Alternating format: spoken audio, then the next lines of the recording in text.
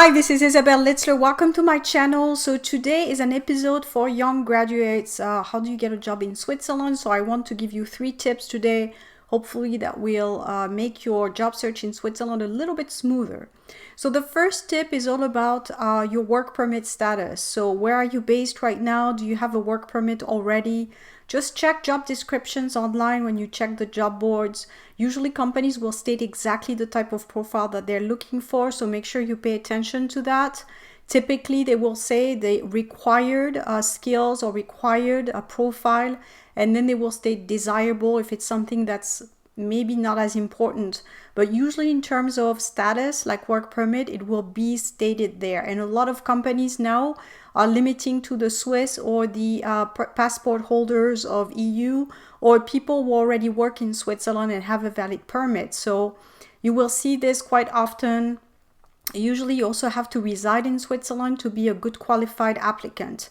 So everything is stated on the job description. Again, make sure you read this when you check the links I will post below. And if you're really paying attention and you're looking carefully, then you should see if it's something that you can apply for or not. Number 2 is look at the popular fields in Switzerland. So if you're a graduate, you're only going to be interesting for the Swiss market if you can offer something of value. So if you're going for fields that are not really in demand right now, and we all know after the disease right now, there's a lot of fields that are impacted. So for example, anything linked to tourism, hotels, and so forth. Right now it's a little bit slowed down, so this is not where you're going to find the most jobs out there. So look at what is growing actually in Switzerland and some of the fields that you always find jobs. For example, banking, IT, engineering, insurance, pharma are good fields that you can find jobs online. And again, other fields are a little bit less in demand, like teaching or education related and so forth. There's a little bit less of a demand, and usually the language skills are quite high. So again, try to go for technical or math or STEM because there the technicity is more important than the language. So if I'm a programmer or if I'm a web developer or something like this, I'm more interesting for my tech skills than for my language skills, so it becomes less important. Whereas if you go for more social type of work or teaching or again maybe more business related, then you need to speak the language perfectly, like French or Swiss German. So this gives you a little bit of an idea of where you could get some interest in Switzerland.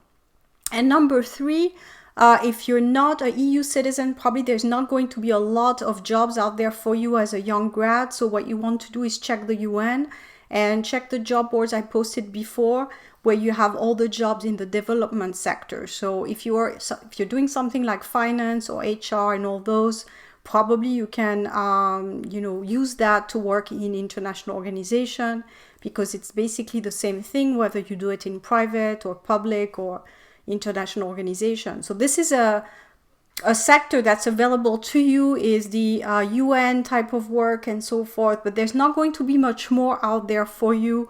Again, the private sector tends to stick with people who have permits already, who are based in Switzerland.